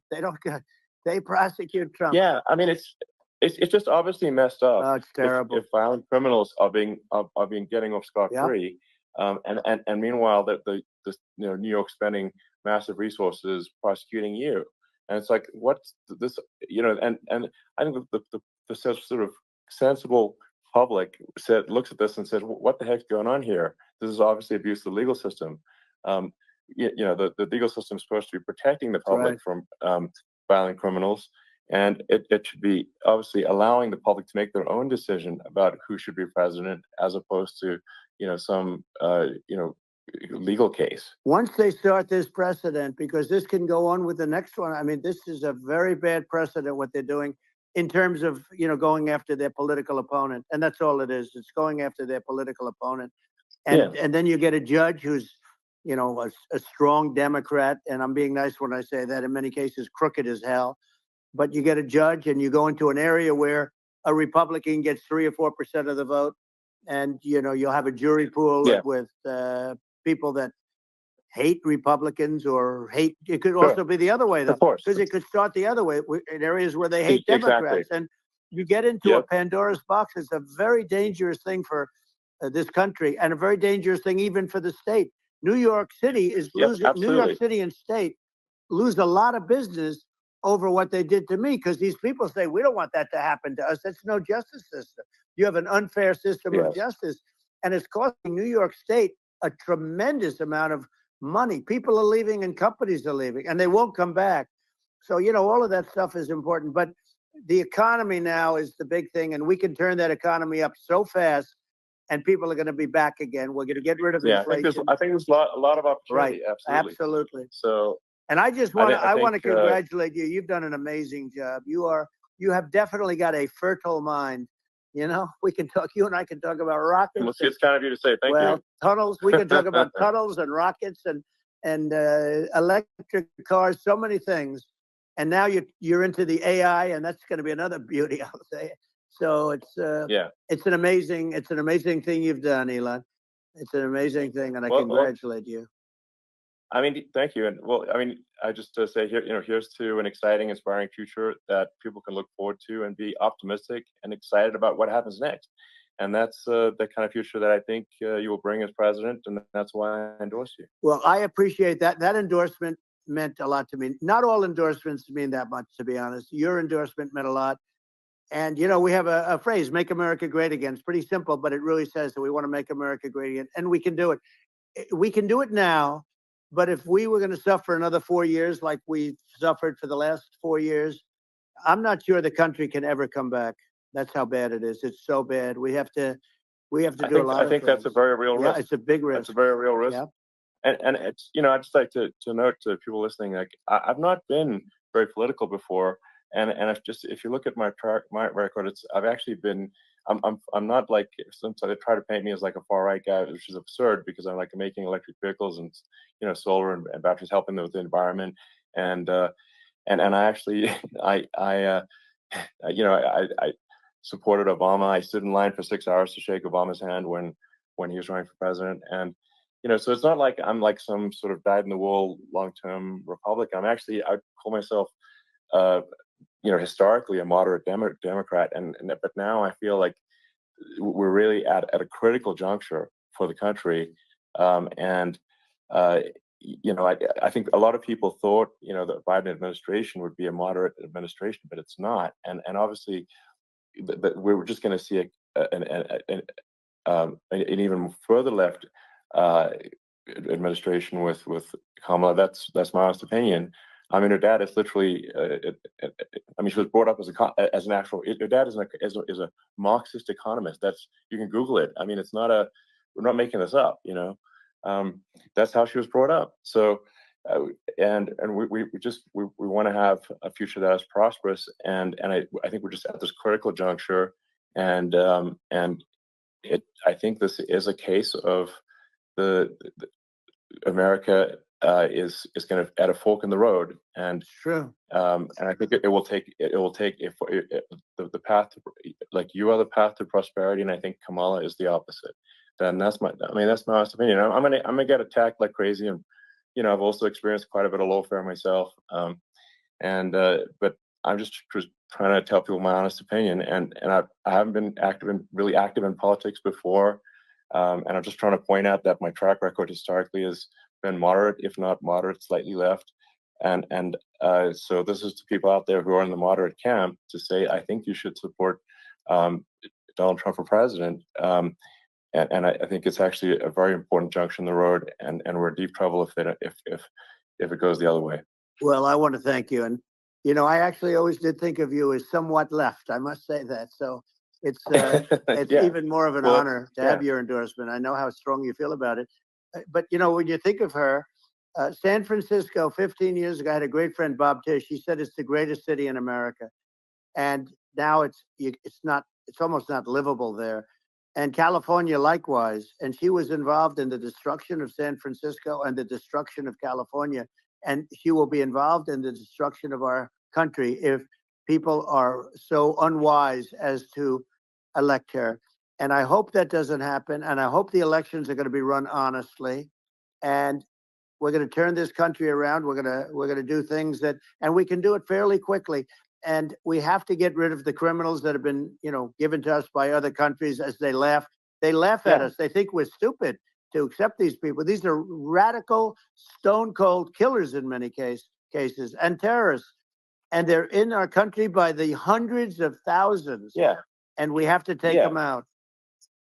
Yeah. I mean, if I could summarize it, perhaps, I think these are issues that I think most people in America would agree with, which is that we want safe and clean cities, we want secure borders, we want sensible government spending, we want to restore both the perception and reality of respect in the judicial system, just stop the lawfare, and I think that's like, and how are those even right-wing positions? I think those are that's just common sense, and that's I mean, would you agree with that? 100%. I don't understand, the whole, they call it progressive. They don't like the word liberal anymore, but call it liberal or progressive. I don't understand how somebody could say that it's okay for them to empty prisons into our country. And again, I told you their crime rates all over the world are going way down, which makes sense. In fact, the next time what we'll do is, if something happens with this election, which would be a horror show, we'll meet the next time in Venezuela, because it'll be a far safer place to meet than our country. Okay, so we'll go, you and I will go, and we'll have a meeting and dinner in Venezuela, because that's what's happening. Their crime rates coming down and our crime rates going through the roof. And it's so simple. And you haven't seen anything yet, because these people have come into our country and they're just getting acclimated. And they don't know about being politically correct law enforcement or lack of law enforcement.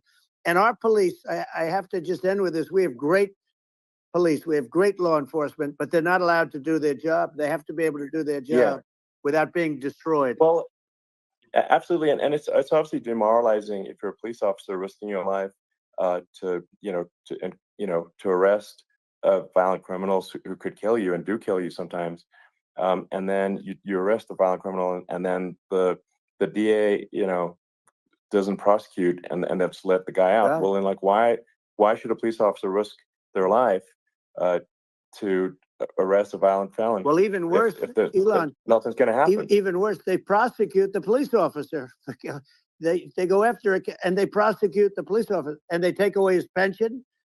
They take away his job. He loses his family. He loses his house. Well, I thought it was very telling, like incredibly telling, that when there was that case where sort of a gang of thugs beat up police officers. I think it was in Times Square in New York, and then nothing happened to those guys. They were let out, zero bail, and I think a bunch of them were given free tickets to California. Well, what is I mean, that is a gross indignity against the United States, and that's how, I mean, this is insane. Like, have we lost all pride? How can such a thing be allowed to occur? I've never seen anything. We see where they get shot. It's a very dangerous profession, but it's something they're very proud of, and they want to be able to do their job. But I've seen them get shot. I've seen a lot of things, but I've never seen where these guys are standing in the middle of a big street, everybody watching them, and they're literally boxing, like punching, stand-up fighting a police officer. There were two of them, and you had about six of these guys, and they're punching the hell out of them. And in their own country, they would be dead if they did that. They'd be shot. Yes. They would be shot instantly. And, they come from these countries, and it's taking them a while to realize that we don't do that in this country. But in their own country, if they stood on a street and had a fight with a police officer, they would be shot. There's no political correctness. And it's such a sad, it's such a sad thing to see. And that's the reason you have crime, by the way, because we don't do anything about it. Yeah, we just cannot have a situation where our police officers are beaten up on camera by a gang of illegal immigrants, and then nothing happens to the guys that beat up the cops. I mean, and they're let out. This is unacceptable. Well, we're going to change it, and we're going to get them out of the country. When I first got involved, they said you couldn't get them back to these countries. You couldn't take them back. In the case of Guatemala, Honduras, El Salvador, some others, you couldn't get them back. And I said, really? Oh, you can't get them back? Because under Obama, he couldn't get them back. They'd fly them in, and they'd put planes on the runways in these countries so you couldn't land a plane. They'd bring them back. And the generals told me, sir, we can't bring them back. The countries won't accept MS-13 gang members. They won't accept them. And I said, really, how much do we pay these various countries in terms of economic aid, which is also somewhat ridiculous? And the answer was $750 million. I said, good. Tell them they're in default. They're delinquent. We're not paying them anymore because they won't accept it. And you know what happened? They all called me, every one of them. They said, we would be honored to take them back, sir. We would be honored. It was so easy. But it's one of those things. And we got them back. We took in so many, MS-13 is probably the worst gangs in the world. They're the most vicious, violent. We took them out of here by the thousands and got them out of here. And their countries took them back. And because I said, you're not getting any more economic aid. And once I said that, they were nice. They wouldn't take them back for Obama. They wouldn't take them back for anybody. And now we have a problem because we have this guy, and they don't take him back anymore with Biden because they don't respect him. It's just gotta be done. We just can't have whether they're citizens or not citizens. We can't have, because they won't prosecute citizens either, not just illegals. So you can't have violent, repeat violent offenders that are not that don't get incarcerated. That's right. Because they will obviously, by definition, continue to hurt people. And I think where part of this comes from is that there's and I do sort of consider myself liberal in some ways. I mean, it's just that you want to have empathy for people. Obviously, you want to have empathy for people. I totally agree with that. You want to have empathy, but you also have to have empathy for the victims of the criminals. And if you just have empathy for the criminals, it's actually shallow empathy. It's not real. You're not thinking. You have one layer deep empathy. You got to say, like, what if you don't incarcerate this person? Who are they going to hurt? Who are they might kill someone. They might rape someone. If you don't incarcerate them, you have to have empathy for the victims. And there's a lack of empathy for the victims of the criminals, and too much empathy for the criminals. It doesn't make sense. That's why you want to have deep empathy for society as a whole, not shallow empathy for criminals. Right. And we have to give our police officers the dignity and the respect that they deserve. And we have to let them do their job. They can do a great job, but we have to let them do their job. And if we don't do that, it's going to all disappear. There's never been a society like this where you're allowed to do anything you want and nothing happens. And I'm talking about violent crime. And it's going to get more violent because these are really, really violent people. And we're going to get them out of our country, and we're going to get them back to because they were sent here by the presidents and by the various people that run those countries. And I know every one of those guys. And they're smart people, and they're streetwise people. And they really think that the USA is stupid. They think we're run by stupid people, and they happen to be right. But when I was there, we had no problem. We got them out. We took out thousands of MS-13 gang members. We brought them back. And now, again, it's the same old story. We don't do it. And they actually gave them a big increase in aid. They raised it up to billions of dollars, and they get nothing for it. So, I hope everybody's going to vote for Trump, and we're going to get this country straight. Yeah. And I didn't need this. I'm like you. I didn't need this. I had a very nice life. I didn't need to go through court systems and go through all the other stuff and run at the same time. I have to run. I have to go through fake trials with, in some cases, corrupt judges, totally corrupt judges. I didn't need it. I had a nice life. I have great locations. I have beautiful oceans that I have places. But I felt it was important. And if I had to do it over again, you probably think I'm crazy for doing it, actually. But if I had to do it over again, I would have done it over again, because this is so much more important than me or my life. We're going to save this country. This country is going down. And these people are bad people that we're running against, and they're liars. They make statements. They do things that are so bad. They say they're going to make a strong border. They say they've been great on the border, and they've been the worst in history. They say they're going to stop crime. Like, the facts speak for themselves. It's so incredible. Speak for themselves. Like it's got to the point where people just don't even bother reporting crime in a lot of cities because they know nothing is going to happen. That's what I hear anecdotally from people all the time.